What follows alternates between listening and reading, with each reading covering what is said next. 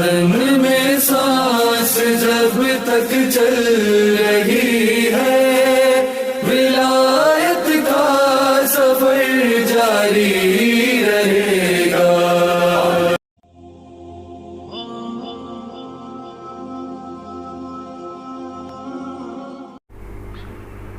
حضرات السلام علیکم ورحمۃ اللہ وبرکاتہ۔ آپ حضرات ولایت کا سفر یوٹیوب چینل کے اوپر ملاحظہ فرما رہے ہیں، کیونکہ ایام عزائے فاطمیہ چل رہے ہیں، اس لیے میں چاہتا ہوں کہ صدیقہ طاہرہ حضرت فاطمہ زہرا سلام اللہ علیہا کے اوپر جو مظالم ہوئے ہیں اور عام مسلمانوں کو ان مظالم کا علم نہیں ہے، تو اس ولایت کے سفر چینل کے ذریعے میں عام مسلمانوں کو دعوت فکر دیتا ہوں، اور بالخصوص ان مسلمانوں کو کہ جو مسلمان صدیقہ طاہرہ حضرت فاطمہ زہرا سلام اللہ علیہا سے عقیدت رکھتے ہیں اور رسول کی بیٹی سے دعاؤں میں توسل کرتے ہیں اور ان کے واسطے سے اللہ کی بارگاہ میں دعا مانگتے ہیں اور اہل بیت کا احترام کرتے ہیں، لیکن ان کو یہ نہیں معلوم ہے کہ اہل بیت کا جو احترام کرتے ہیں اور اہل بیت کو جو مانتے ہیں اور اہل بیت علیہم السلام سے جو محبت کرتے ہیں، اس محبت کے ساتھ ساتھ ان کے دلوں میں ایسے افراد کی بھی محبت ہے کہ جنہی نے صدیقہ طاہرہ حضرت فاطمہ زہرا سلام اللہ علیہا کو قتل کیا اور ان کے اوپر جلتا ہوا دروازہ گرایا اور ان کے پہلو کو شکستہ کیا، ان کے دست مطہر پر تلوار کی نیام ماری اور مولا علی علیہ السلام کے گلے میں رسی باندھی۔ میں ان تمام مسلمانوں کو اس یوٹیوب چینل کے ذریعے دعوت دیتا ہوں اور ایک ان کو میں توجہ ان کی ملحوظ کرنا چاہتا ہوں کہ وہ اپنے علماء سے اور اپنی کتابوں میں یہ دریافت کریں اور پوچھیں اور کتابوں میں پڑھیں۔ اب تو انٹرنیٹ کے اوپر تمام کتابیں موجود ہیں، سائے ستہ موجود ہے۔ میں یہ نہیں کہتا کہ آپ شیعوں کی کتابوں میں سے تلاش کریں، بلکہ آپ اپنی کتابوں میں سے تلاش کریں کہ بی بی زہرا وقت شہادت جو ہیں وہ کن لوگوں سے ناراض تھیں۔ کہیں ایسا تو نہیں ہے کہ جن لوگوں نے رسول کی بیٹی صدیقہ طاہرہ حضرت فاطمہ زہرا سلام اللہ علیہا کے گھر میں آگ لگائی، ان کے اوپر جلتا ہوا دروازہ گرایا اور ان کے پہلو کو شکستہ کیا اور ان کے بیٹے حضرت محسن کو ماں کے شکم میں شہید کیا اور علاقہ فدق جو حق صدیقہ طاہرہ حضرت فاطمہ زہرا سلام اللہ علیہا تھا ان سے چھین لیا اور اسے غصب کر لیا۔ وہ وہی افراد تو نہیں ہیں جن سے بعض مسلمان عقیدت رکھتے ہیں اور انہیں خلیفۃ المسلمین سمجھتے ہیں۔ میں دعوت دیتا ہوں، دعوت فکر دیتا ہوں کہ آپ اپنی کتابوں میں سے تلاش کریں اور ڈھونڈیں کہ فاطمہ زہرا سلام اللہ علیہا کن افراد سے راضی نہیں تھی اور کن کے سلام کا جواب صدیقہ طاہرہ حضرت فاطمہ زہرا سلام اللہ علیہا نے نہیں دیا۔ مسلمانوں کے نزدیک مسلم شریف جو ہے بہت ہی معتبر سمجھی جاتی ہے، عام مسلمانوں کے نزدیک، تو وہ اس میں بھی جناب صدیقہ کا ذکر دیکھ سکتے ہیں اور اس کے اندر بھی جناب فاطمہ زہرا بنت محمد رسول اللہ جن لوگوں سے ناراض تھیں اور جن کے سلام کا جواب نہیں دیا تھا، وہ روایات بھی بخاری کے اندر موجود ہیں۔ اب ایک بات یہ کہی جاتی ہے کہ یہ جو کہا جاتا ہے کہ رسول کی بیٹی کے گھر میں آگ لگا دی اور مولا علی علیہ السلام کے گلے میں ریسوان ستم رسی باندھ کر کھینچا گیا، تو یہ کیسے ممکن ہے کہ علی جیسا شجاع اور علی جیسا بہادر اور علی جیسا میدان جنگ کا شہ سوار جو ہے اس کے گھر پر ایسا اٹیک ہو اور وہ خاموش رہے؟ تو میں آپ کی خدمت میں عرض کر دوں، معتبر کتابوں کے اندر موجود ہے کہ جب وقت رحلت حضور ختمی مرتبت آیا، یعنی حضور ختمی مرتبت حجاب قبر میں جانے والے تھے، تو اس وقت حضور ختمی مرتبت حضرت محمد مصطفیٰ صلی اللہ علیہ وآلہ وسلم نے مولا علی علیہ السلام کو بلایا، اور مولا علی علیہ السلام کو بلا کر وہ تمام باتیں بتائیں کہ جو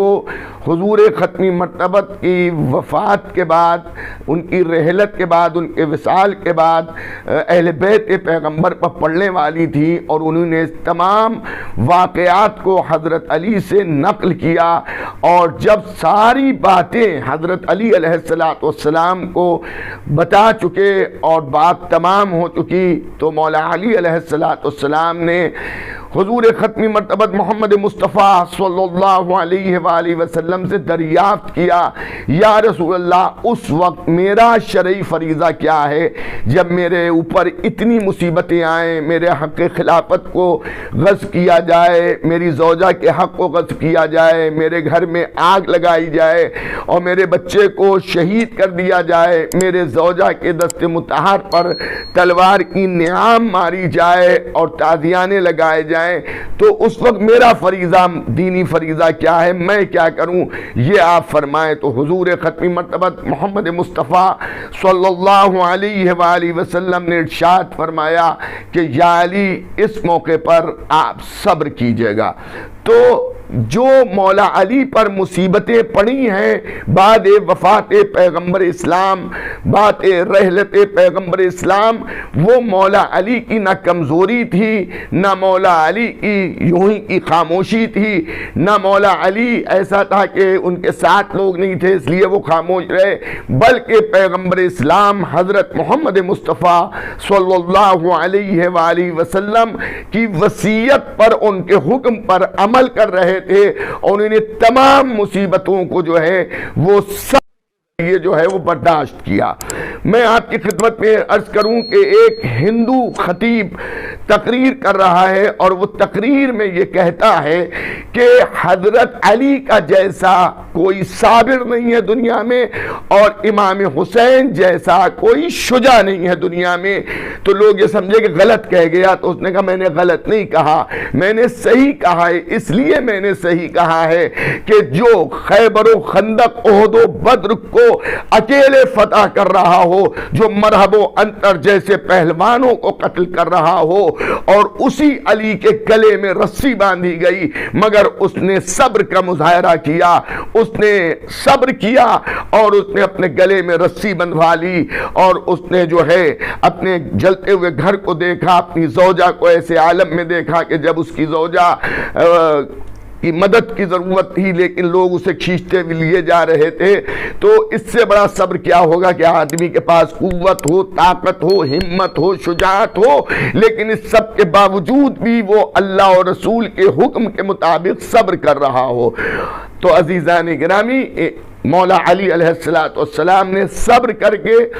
جو ہے وہ ایک بہت بڑا میدان جو ہے وہ فتح کیا مولا علی نے، اور ظالم کے ظلم کو بتا دیا۔ بی بی زہرا کے ساتھ کتنی ناانصافی ہوئی ہے، اگر ایک عام مولانا کی اولاد ہو تو اس کے ساتھ لوگ رحم سے پیش آتے ہیں۔ رسول کی بیٹی دربار خلافت میں گئی ہے اور اس نے اپنے مطالبہ کیا ہے، علاقہ فدق کا مطالبہ کیا ہے، لیکن جواب سے ایک جھوٹی حدیث سنائی گئی کہ میں نے آپ کے بابا سے سنا ہے کہ انبیاء نہ وارث بنتے ہیں نہ وارث بناتے ہیں۔ تو بی بی زہرا نے قرآن کی بہت سنائی، اور سنانے کے بعد یہ بتایا کہ دیکھو وارث نبی بناتا بھی ہے اور وارث نبی بنتا بھی ہے۔ قرآنی دلائل دیے، جبکہ حضور ختمی مرتبت یہ فرما چکے تھے کہ اگر کوئی میرا قول، کوئی میری حدیث تمہارے سامنے ایسی آئے کہ جو حدیث قرآن سے ٹکرا رہی ہو، قرآن کی آیت سے ٹکرا رہی ہو، تو اس حدیث کو نہ ماننا، وہ میرا کلام نہیں ہے۔ اس لیے کہ جو قرآن سے ٹکرا جائے، جو قرآن کی مقابل میرا قول آ جائے، وہ میرا قول ہو ہی نہیں سکتا ہے، اس لیے کہ میرا مطابق قرآن ہے، میرے عمل کو دیکھ کر قرآن نازل ہوا ہے۔ تو عزیزان گرامی، رسول کی بیٹی کو تنہا دربار میں کھڑا کیا گیا اور بہت صدیقہ طاہرہ حضرت فاطمہ زہرا سلام اللہ علیہا دربار خلافت میں کھڑی رہی، اور مسلمانوں میں سے کوئی ایسا بھی نہ تھا کہ جو رسول کی بیٹی سے کہتا بیٹھ جائیے۔ عزیزان گرامی، بس ولایت کے سفر یوٹیوب چینل کے اوپر ظاہر ہے اب دامن وقت میں زیادہ گنجائش نہیں ہے۔ میں غیر شیعہ مسلمانوں کو دعوت فکر دیتا ہوں کہ جو باتیں میں نے عرض کی ہیں اس کی تحقیق کریں اور دیکھیں وہ کون مجرمین ہیں کہ جنہی نے یہ سب کیا تھا۔ اور اگر آپ کو رسول سے اور آل رسول سے محبت ہے تو ایسے افراد کے دامن کو چھوڑیے اور امیر کائنات مولائے متقیان حضرت علی ابن ابی طالب کے دروازے پر آ جائیے اور انہیں رسول کا بلا فضل خلیفہ مانیے۔ صدیقہ طاہرہ نے اپنے کچھ دشمنوں کو سلام کا جواب تک نہیں دیا تھا، جبکہ رسول کا حکم ہے کہ مسلمان کو سلام کا جواب دو چاہے حالت نمازی میں کیوں نہ ہو۔ تو اس کا مطلب یہ ہے کہ رسول کی بیٹی ان لوگوں کو جسے ہم خلیفۃ المسلمین سمجھ رہے ہیں، رسول کی بیٹی انہیں جواب نہ دے کر یہ بتا رہی ہے کہ ہم انہیں تو مسلمان بھی نہیں سمجھتے ہیں، اس لیے کہ انہی نے میرے بابا کے حکم کے خلاف کیا۔ اور جب میں نے قرآن کی آیت پیش کی تو انہی نے تقریباً 36 آیتوں کا انکار اور اس کے ان آیتوں کو نہیں مانا۔ تو اگر قرآن کی ایک کوئی انکار کر دے تو وہ کافر ہو جائے گا، اتنی آیتوں کا اگر کوئی انکار کرے تو وہ مسلمان کہاں سے رہے گا۔ بس عزیزان گرامی، میں چاہوں گا کہ آپ حضرات ولایت کے سفر یوٹیوب چینل کو سبسکرائب بھی کیجئے، اور اگر آپ کو میری بات پسند آئی ہو تو اسے لائک بھی کیجئے اور اس پوری ٹیم کی حوصلہ افزائی کیجئے۔